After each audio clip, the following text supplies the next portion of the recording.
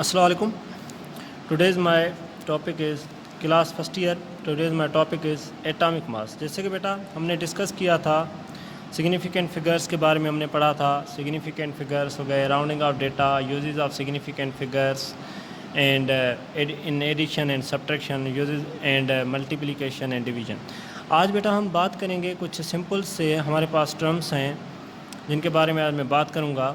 Atomic mass, आज हम बात करेंगे एटॉमिक मास के बारे में कि एटॉमिक मास बेसिकली बेटा है क्या। एटॉमिक मास के बारे में बेटा हम बात करेंगे कि how we can define atomic mass. Atomic mass क्या है? Because atom is a so smallest particle of matter, we can not determine the mass of an atom directly. बेटा जैसे कि आपको पता है कि जो एटम है, एटम क्या है? स्मॉलेस्ट पार्टिकल है किसका? मैटर का। एटम का हम मास बेटा डायरेक्ट फाइंड आउट नहीं कर सकते। तो क्या हुआ, 1961 में एक इंटरनेशनल कॉन्फ्रेंस हुई। 1961 में इंटरनेशनल एक कॉन्फ्रेंस हुई। उसके बाद कार्बन एटम को स्टैंडर्ड के तौर पे लिया गया। कार्बन एटम जो है, जिसका हम बात करेंगे, कार्बन एटम को स्टैंडर्ड के तौर पे लिया गया, ठीक है। और उसकी मदद से हम जो हमारे पास जो दूसरे एलिमेंट हैं उनका हम एटॉमिक मास फाइंड आउट किया करते थे। तो बेसिकली बेटा एटॉमिक मास है क्या? How we can define atomic mass? अरे what is atomic mass? Atomic mass basically the sum of number of neutrons and protons present in the nucleus of an atom is called atomic mass. Atomic mass बेटा क्या है कि आपको पता है कि atom, there are the three main fundamental particles of atom or subatomic particles of atom: electron, proton and neutron। Electron, proton और neutron, ये बेटा जो हैं ये क्या हैं? तीन फंडामेंटल पार्टिकल्स हैं किसके बेटा? एटम के। तो जैसे कि बेटा आपको पता है कि हम बात करेंगे एटॉमिक मास के बारे में कि एटॉमिक मास है क्या। एटॉमिक मास बेसिकली क्या है कि ये हम सम करते हैं नंबर ऑफ न्यूट्रॉन और प्रोटॉन को। मीन्स कि एटम के न्यूक्लियस में न्यूट्रॉन और प्रोटॉन्स का जो तादाद होता है उसे क्या कहा जाता है? Atomic mass. The mass of atom is concentrated in the nucleus. जैसे कि रदरफोर्ड ने कहा था कि जो एटम का जो सारा मास है वो बेटा किस में है? एटम के न्यूक्लियस में मौजूद है। तो न्यूक्लियस में बेटा क्या मौजूद होता है? न्यूट्रॉन और प्रोटॉन होते हैं एटम के न्यूक्लियस में। तो मीन्स के एटम का मास भी किसकी वजह से हुआ? Number of neutron and proton की वजह से। तो मीन्स के जितने न्यूट्रॉन और प्रोटॉन होंगे एटम के न्यूक्लियस में, उसको हम सम करेंगे तो हमें क्या मिल जाएगा? एटम का मास मिल जाएगा। जैसे बेटा कार्बन है, अगर मैं कार्बन की बात करूं तो कार्बन का एटॉमिक मास क्या है? 6। ऑक्सीजन का बेटा एटॉमिक मास क्या है? 16। ऑक्सीजन का एटॉमिक मास बेटा क्या है?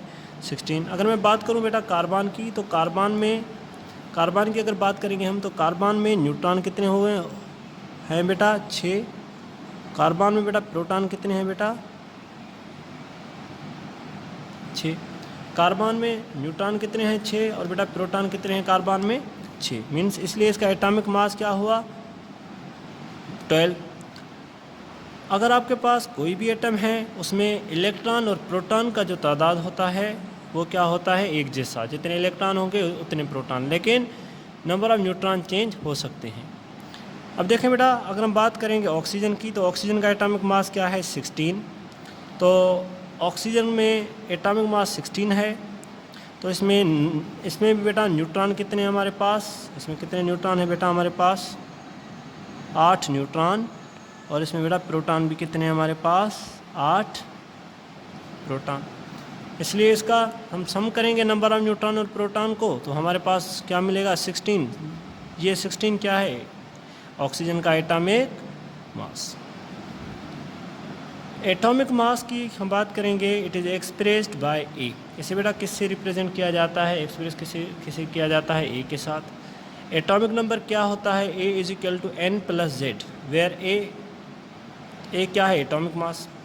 एन क्या है? Number of neutron, plus Z क्या है? Number of protons. जेड बेटा रिप्रेजेंट करता है नंबर ऑफ न्यूट्रॉन्स को, प्रोटॉन्स को। तो अगर हमें एटॉमिक मास चाहिए तो हम बेटा सिंपली क्या करते हैं? न्यूट्रॉन को और प्रोटॉन्स को क्या करते हैं 8, तो हमें क्या मिल जाता है एटॉमिक मास। अब बेटा हम बात करेंगे molecular mass.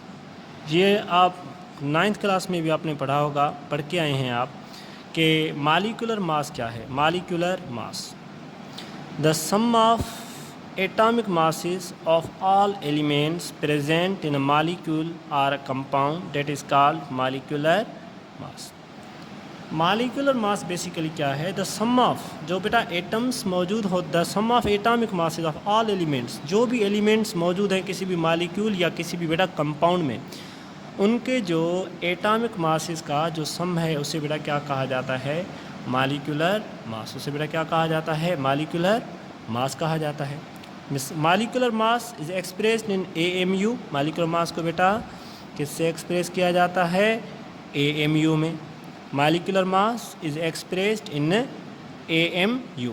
AMU means atomic mass unit. अब बेटा हम बात करेंगे the term molecular mass is used by covalent compounds. जो बेटा ये जो मॉलिक्यूलर मास ये जो टर्म है ये यूज़ किया जाता है कोवलेंट कंपाउंड्स के लिए, जो हमारे पास कोवलेंट कंपाउंड्स होते हैं उनके लिए। आ जाए बेटा इसका एक और एग्जांपल लें, CO2 carbon dioxide. This is a covalent compound, we can determine the molecular mass of CO2 carbon. अभी हम बेटा क्या करेंगे, जैसे मैं आपको पहले बता के आया हूँ कि मॉलिक्यूलर मास क्या होता है, जो एलिमेंट्स होते हैं किसी भी जो एटॉमिक मासेस का जो सम होता है, कोई भी एलिमेंट है हमारे पास किसी भी मॉलिक्यूल या कंपाउंड में, उनके जो एलिमेंट्स का जो एटॉमिक मासेस का जो सम होता है उसे क्या कहा जाता है मॉलिक्यूलर मास। कार्बन की यहाँ पे कार्बन का एटॉमिक मास क्या है बेटा 12। कार्बन के कितने एटम है यहाँ पे 1, 12 मल्टीप्लाई बाय 1 12। ऑक्सीजन के बेटा यहाँ पे कितने एटम है हमारे पास 2। Atomic mass of oxygen is 16 multiply 2 32।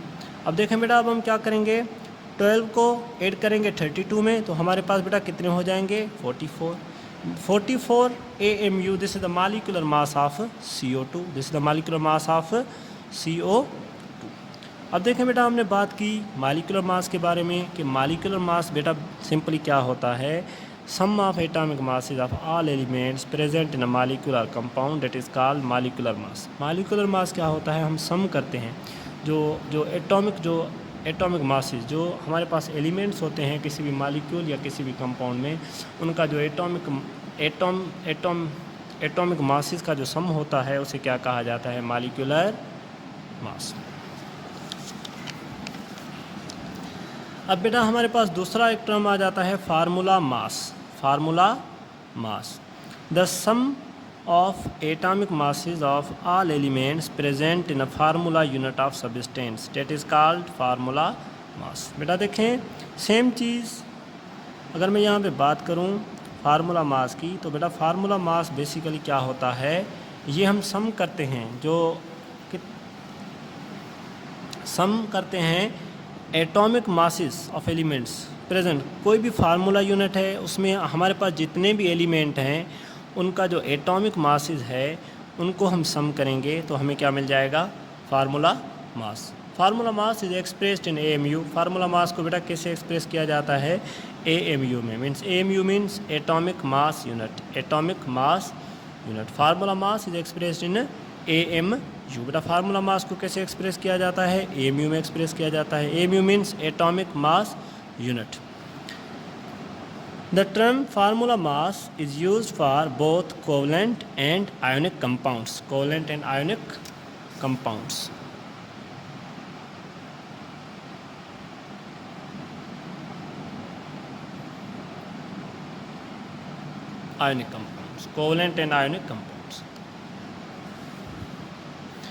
जैसे कि बेटा आपको पता है कि जो टर्म फार्मूला मास है ये बेटा ये यूज़ किया जाता है किसके लिए बेटा, कोवलेंट कंपाउंड्स के लिए भी और आयोनिक कंपाउंड्स के लिए भी।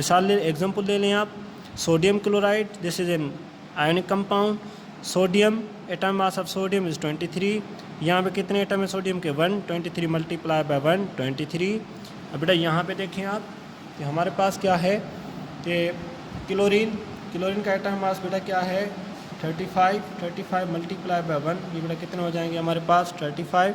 23 को ऐड करेंगे 35 के साथ तो हमारे पास बेटा आंसर क्या आ जाएगा 58.5। तो बेटा जैसे कि आज हमने बात की कि फार्मूला मास क्या है, फार्मूला मास किसे कहते हैं, फार्मूला मास किसे कहा जाता है, the sum of atomic masses of all elements present in a formula unit of substance that is called formula mass.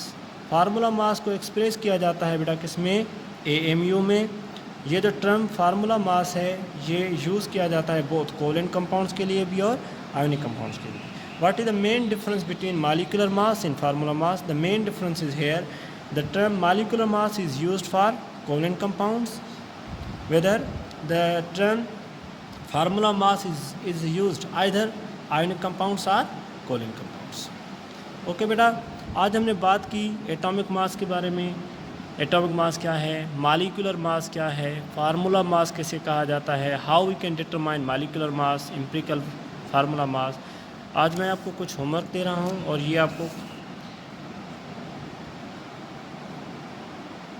ये कुछ कंपाउंड्स हैं, इनको आपको क्या मालूम करना है, मॉलिक्यूलर मास।